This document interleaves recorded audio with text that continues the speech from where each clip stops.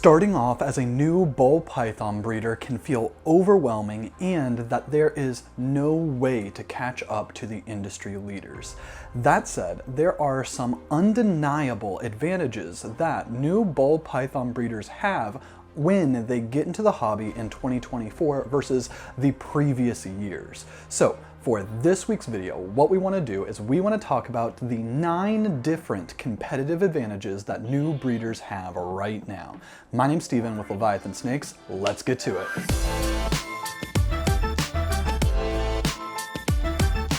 Advantage number 1 is that as people get into the hobby, often they are filled with passion. Everything about the hobby is new and exciting. And as people are learning all of the different things that are involved with breeding ball pythons, it seems to feed on itself, because every single time that you pick up a new skill or you understand a new concept about breeding reptiles, it feels like you are progressing and that you're leveling up. And that this passion, this new breeder passion, is 100% a competitive advantage, because it makes sure that you are going to be doing everything you can to get all of the current information about breeding reptiles. And when you are comparing this to somebody who has been in for 5, 10, 15, even 20 years, it's very often that people who have been in for that length of time to feel that they already know everything that there is that they need to know about breeding reptiles or about the reptile breeding business. So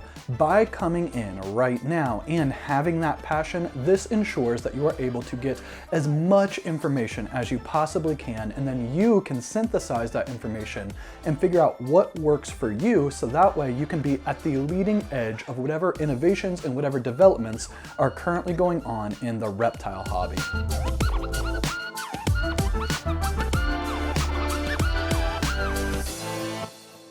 The second competitive advantage deals with the first one, and that is right now in 2024, there is a plethora of information. There are so many resources that new breeders have access to for 100% free that did not exist before, and this allows you to get into the hobby without having to make several, if not dozens, of mistakes before you figure out how to do it right. So about 10, 15, 20 years ago, the hobby was not anywhere near as supportive as what it is right now, and therefore, when people figured out something that could give them an edge, they kept that information secret. But thankfully, the culture of the entire reptile breeding hobby has 100% changed, and it feels much, much more like a community than it feels like competition, and that people want to help out new breeders, because I think that the mindset changed at some point around maybe a little bit before COVID,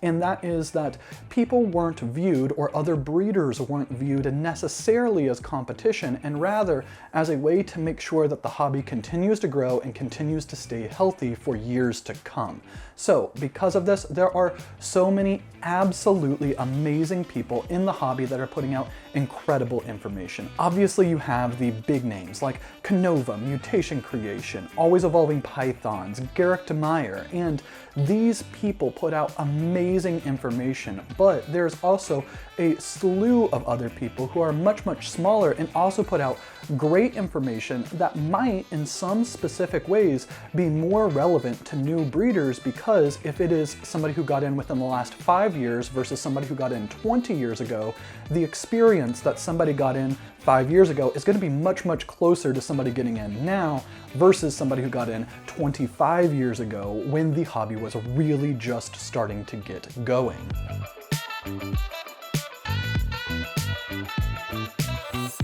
Competitive advantage number 3 is that there is amazing new technologies that are available to reptile breeders right now that did not exist before. And I know that I've talked about it a lot, but I cannot say enough how much genetic testing has changed the entire industry. So previously, if you had a pos het animal, you had to wait 2 to 3 years to grow that animal up, if it was a female, before you could breed them. And then once you bred them, you ended up getting an entire clutch of babies, let's say 6 to 8 babies, and there was a chance that that animal that you bred never had the gene that you wanted to begin with. So in that situation, you have not only wasted time because there is an opportunity cost to keeping an animal long enough in order to breed them, but you now also have several other animals that you need to care for, and they didn't actually progress your projects like you wanted them to. So by being able to do genetic testing with Rare Genetics Incorporated, this allows you to save years and years and years just simply from waiting for a pos het to grow up, because you don't have to wait for them to get up to size and breed. Instead, the first time they shed for you, you can send in the shed to Morph Market or to Clutch, and then they will let you know if your animal contains the genes that you wanted them to. Now, that is just simply going off on buying animals versus raising them up, but I also think that it has completely changed the way that people go about their breeding strategies. And coming in right now in 2024 as a new breeder, if you really lean into genetic testing, it can let you shave off entire generations from your breeding plans, because no longer do you need a double visual to really work a double visual project. Instead, you can work from a double het male, you can work from a visual het male, and these het animals have so much more genetic power because now you can identify which of the babies end up carrying the gene that you needed and which don't, so that way you can pick your holdbacks better, and because you're able to pick your holdbacks better, you can progress your projects way faster. Overall, it is such a huge positive that people getting in right now will never have to worry about raising up a pos het and then breeding it to figure out that it didn't have the gene to begin with.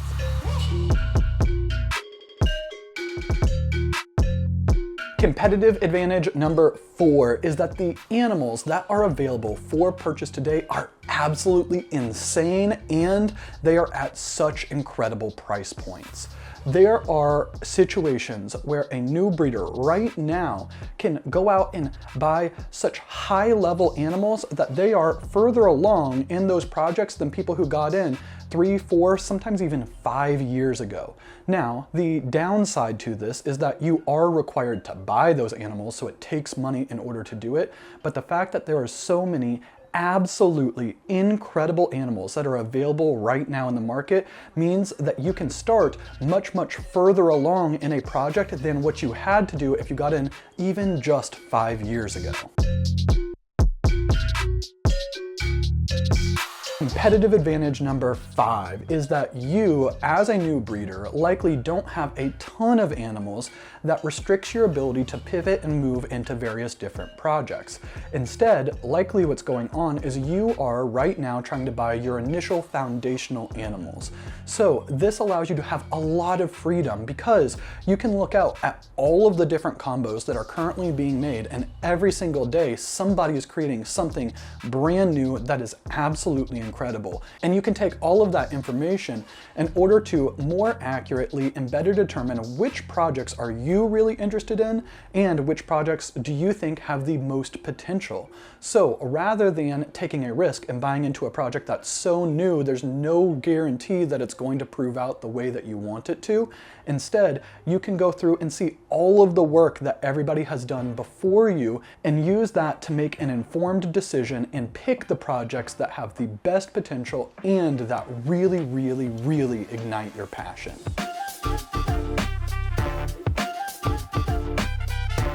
Competitive advantage number 6 is that as a new breeder, you have an opportunity to make a first impression that can set the tone for your entire ball python breeding career. And somebody who is more established, let's say 5, 7, 10, 15 years, that opportunity has already passed for them. So if you are able to make a splash right when you're really able to come in and then really capitalize on the momentum that you make from that first impression, it's very possible that you don't necessarily need to grind it out for a decade plus before people start knowing who you are. Instead, if you are able to make a name for yourself really quickly, that momentum almost almost acts as an exponential multiplier for the perceived value. If you can come onto the scene and get a lot of people to know who you are and say good things about you, the only things that people know about you are positive. Maybe they are saying that you are buying incredible animals, maybe that you have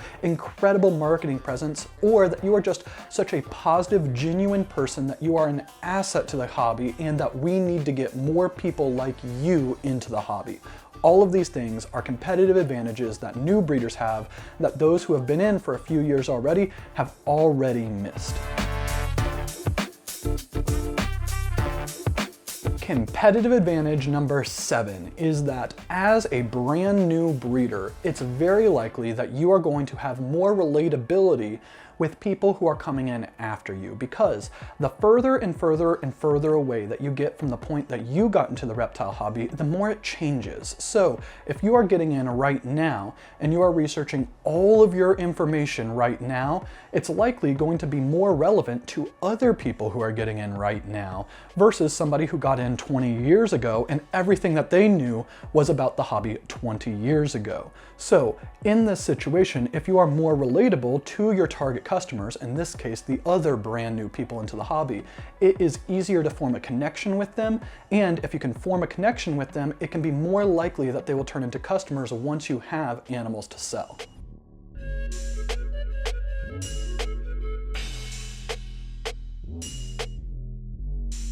Competitive advantage number 8 is that you, as a brand new breeder, have more time that you can spend with each individual customer compared to people who have been around for 20 years, and especially compared to the people who are industry leaders. And this isn't a knock against the industry leaders, but if you have hundreds of customers that you have to service and you have to remember and you have to understand everything that they want, it's harder to really form those one-on-one connections with them. But if you are just starting out and you are getting your first 5 to 10 customers, it is so easy to spend enough time with them and to communicate with them enough that you can really form those lasting connections and those lasting friendships that turn not into just one sale, but multiple sales as you are able to come up in the breeding hobby together. And I think that this is such a huge positive, and it's one reason why when you are looking at new people in the hobby, it is really easy to get new breeders who go the extra mile, because again, the people who are more established just simply don't have enough time given all of the people that they interact with.